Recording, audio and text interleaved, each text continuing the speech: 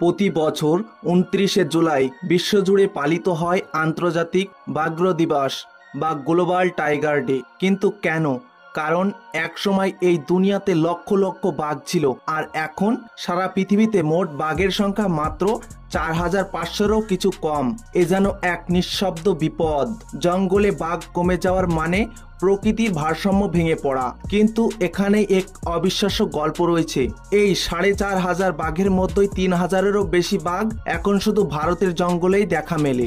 বাকি পৃথিবী যেখানে বাঘ হারিয়ে ফেলেছে, সেখানে ভারত একাই অর্ধেকের বেশি বাঘ রক্ষা করে রেখেছে।